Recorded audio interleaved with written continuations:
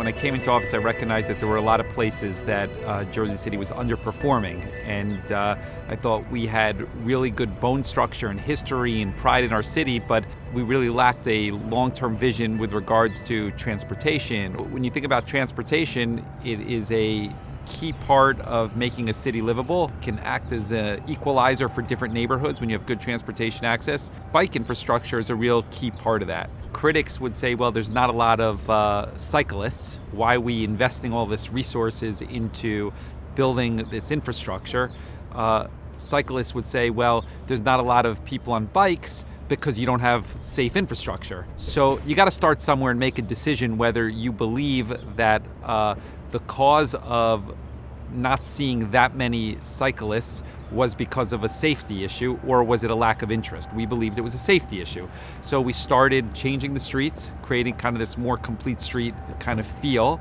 And you're seeing a growth, there's no question about it, with bikes on the street.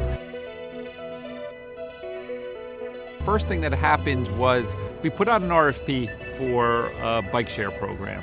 An appreciation that I had for us integrating with New York City, recognizing that, having the same system was really important for us to have a really successful bike share system. Initially, the hope was that we would integrate with Hoboken and that we would have a larger system here in Hudson County. And we're off. I bought my first bike, started to do more long-term rides, long-distance rides, had a better understanding of safety issues personally on the streets as I was living it. And as you get more into this culture, how great it is because you could see a city through a different perspective. You get exposed to different parts of a city through cycling that you can't really get exposed to in a car. And at the same time, there's real safety issues.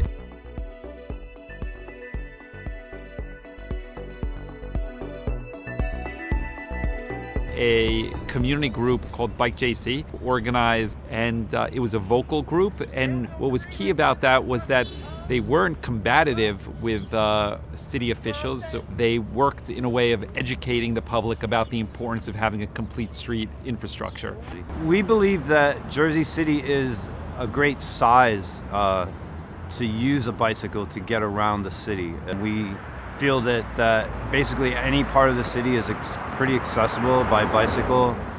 So improving the infrastructure for biking makes it so that people can see that they can get around this mid-sized city by bicycle pretty easily. It goes back and starts with Grand Street, which we advocated for pretty strongly about 5 years ago. And from there, we got that started, and then we just decided that one street wasn't enough, because really with cycling infrastructure, what you need is a network of connected lanes so that people can get from A to B without, feeling like, oh, I can only get halfway there and then I'm stuck being in, tough traffic.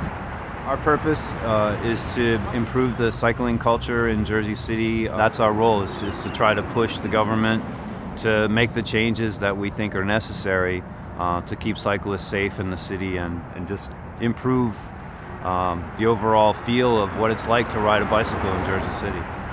City Bike was launched just before I personally started working for the city. And with the launch of City Bike, it really introduced a lot more people to how convenient cycling really could be and made that a viable mode of transportation for a lot of people. But still, a majority of the people did not feel comfortable riding on the streets in the condition that they were in. In 2018, we began the process of developing a bike master plan, and this is while City Bike was already in place, and really the most successful piece of the bike master plan was the community outreach process, which included traditional public meetings in a town hall format. At public meetings, we had really large maps laid out on the floor that we were able to really look at together. Newark and Oakland, okay. There's going to be a park here in 2 to 3 years, a sizable park. Hopefully it'll be the entire lot. The protected side should be the incline side, and this side would be okay if it's not protected. I'd probably take one of the smaller streets here to go down to Palisades, to go then downtown. Okay, so you think we're missing a link somewhere in here? Yeah, East, west? well, this whole area here. it was a great kind of push and pull between the people that were there, the people that did the surveys, and the company street plans. Those meetings were really, really important in developing the bike master plan. And then we started about a year and a half ago implementing that plan, which is building out these protected bike lanes, really thinking about how you can get north, south, east, west.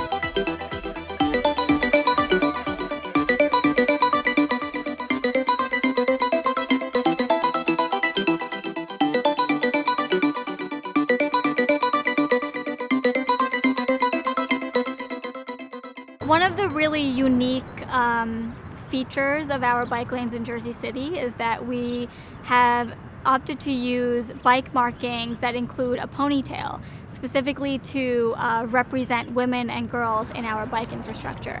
And women being very underrepresented when it comes to street cycling specifically. And anecdotally, I personally see so many families, so many women, and young girls on the bike lanes, which I see as a success of this infrastructure. My name is Paul Zaragoza, and I've been in Jersey City since 2012. I'm a dad, I'm a lawyer, I'm a cyclist, and to be honest, if I were living in 2011, 2012 Jersey City, I'm not sure that I would feel safe riding a bicycle with my 5-year-old daughter in tow behind me or in front of me. My dream would be that the bicycling infrastructure remains a priority and continues to expand such that someone like my wife, who is probably the furthest thing from a cyclist, would feel 100% comfortable getting on a bike and riding with my daughter and my son. So I want the kids to understand that biking can be something that you do for fun, it can be something for exercise, or it can be something that you do practically to get groceries, to commute, whatever. And I want them to understand that roads are a public resource, and in some place like Jersey City that's taken that seriously. There's a great example where we can get out there, use the roads, and get from A to B in a way that's fun and doesn't involve sitting in the car all day.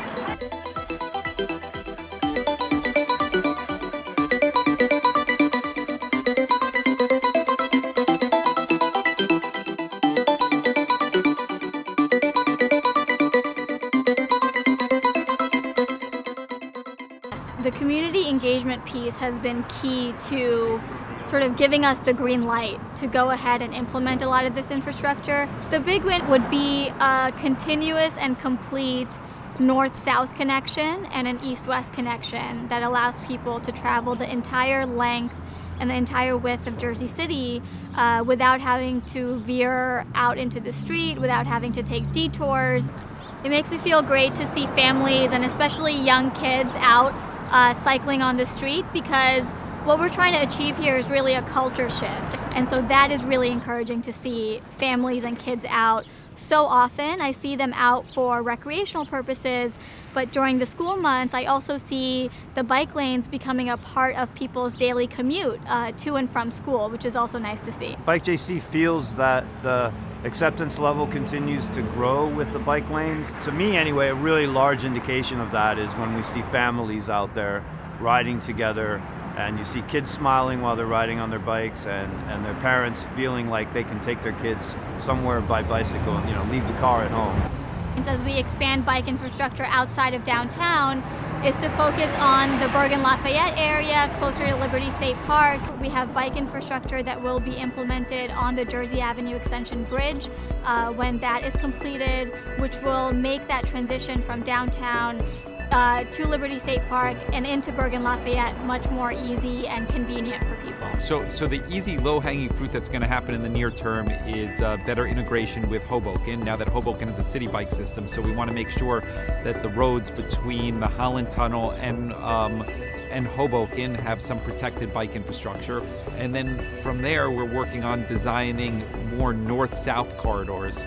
So we have a lot of east-west corridors. Streets are wider in Jersey City that way. Now it's going to be about educating and planning north-south corridors. Start to think about how to make a system that somebody can really travel throughout the city without needing a car.